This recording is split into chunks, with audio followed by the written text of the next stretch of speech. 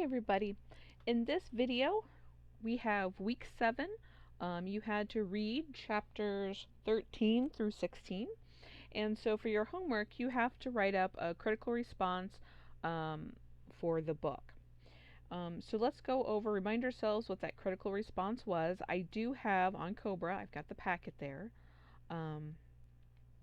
so that'll be there for you. But let's remind ourselves, refresh ourselves about the critical response. The critical response is going to be a little bit longer than the summary, 1 to 2 pages, and there's going to be 4 paragraphs, and I've highlighted them in each different color here. So remember, in paragraph number 1, you're going to introduce the article and thesis. You're going to include the author's name and the title of the article in quotation marks. This says article, so for us, instead of the title of the article, it's going to be the title of the book, and not in quotation marks, but in italics. Okay, the same as we did on the summary. Alright, so for this critical response, you need to pick one point in the book in chapters 1 through 16 that you want to talk about and address.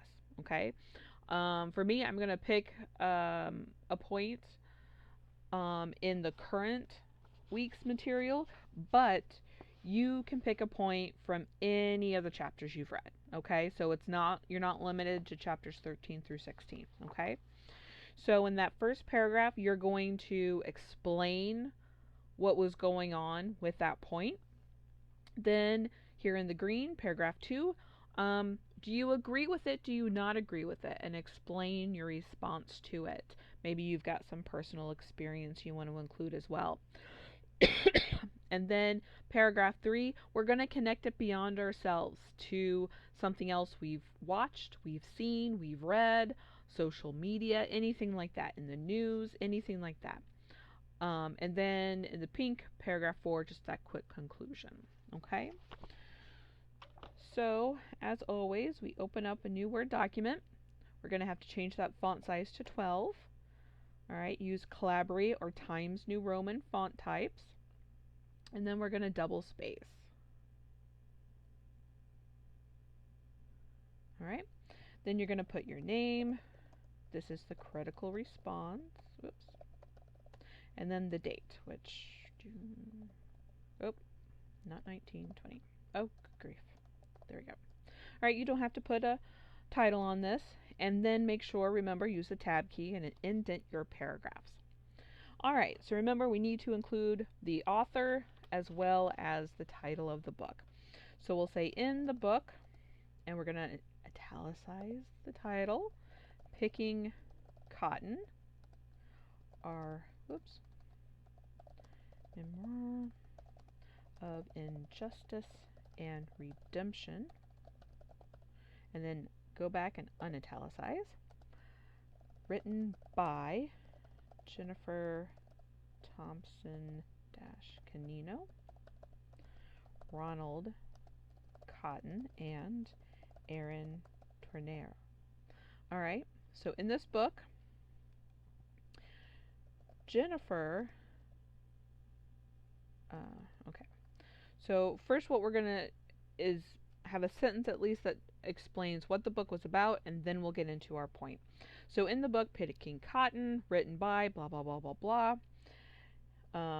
it is about the story of a wrongful conviction where the victim misidentified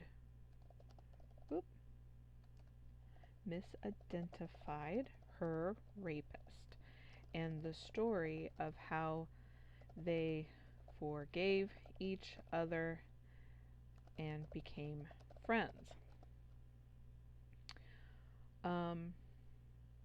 After Ronald is released from prison and exonerated, Jennifer needs some kind of closure because she has a lot of emotions she is dealing with in regards to identifying the wrong person.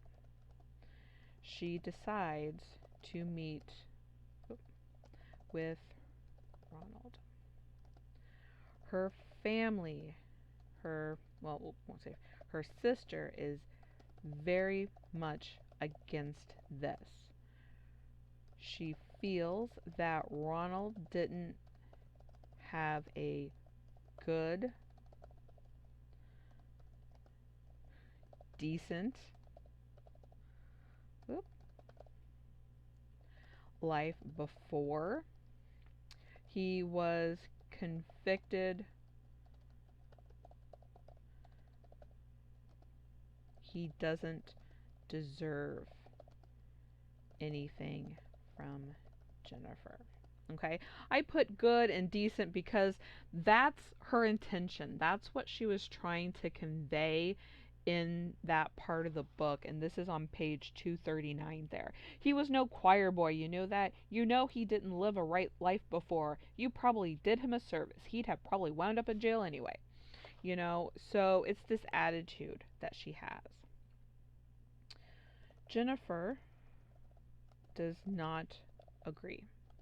She needs closure, and she states that no one knows, no one knows who he is and what kind of life he had. Okay? So that's the first paragraph where I'm explaining that. Now in the second one, if we go back to our instructions here, all right, personal connection with this. Do we agree? Do we disagree? I completely disagree with Jennifer's sister. I'm going to include an exclamation point because that's a little soapbox for me. You cannot judge a person by past actions because people do change. Not everybody, but some people do change. We are not a judge, jury, and executioner all in one.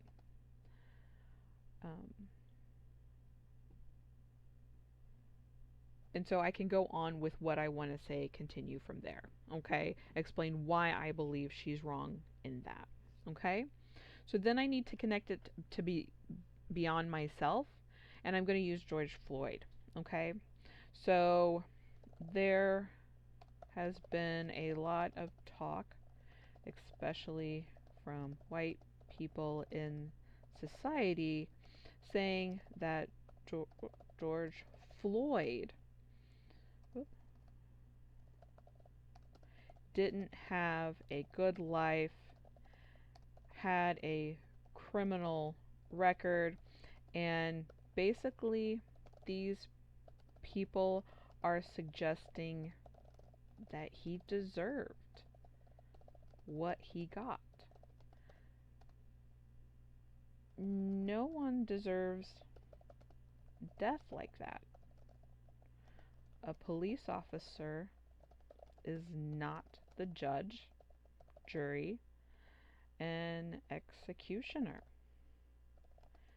They simply have to bring that person into their custody and make sure that they are safe while the circumstances are being gone through by others. Okay? So, and I can continue on with that and so forth. So here's kind of my little soapbox, but I'm doing it in an organized way. So in the first paragraph, we explain, okay, this is the point in the book that I want to focus on. And so in the second paragraph, I'm going to go into whether I agree with Jennifer's sister or I don't, which I don't, and I want to go into why. And then I'm going to use the example of George Floyd because they're saying the exact same thing about him that Jennifer's sister was saying about Ron. Okay? And so finally, then, so based on my reading of the book and what I have seen in the news media of late, lately, I believe we cannot judge who a person is simply by a record. Okay, so um, so that is your critical response. All right, so if I make the second paragraph here and the third paragraph a little bit longer, that'll go into at least 1.5 to 2 pages typed. All right, so that is a critical response for your book, Picking Cotton. Remember, you don't have to choose from chapters 13 and 16 that you had to read for this week. You can choose from any point in the book. Maybe you want to talk about something from part 1, maybe dealing with the Me Too movement. Maybe you want to do something with about the wrongful conviction, about the trials, the evidence, misidentification. Maybe you want to talk about prison life, that we learned a lot about with that.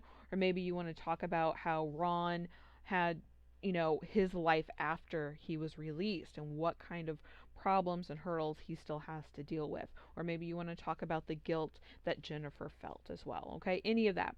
So is it, pick out that point. Is it something you agree with, disagree with, want to, say more about? And then in that third paragraph, connect it to something else in the world. Okay, if you guys have any questions, please let me know.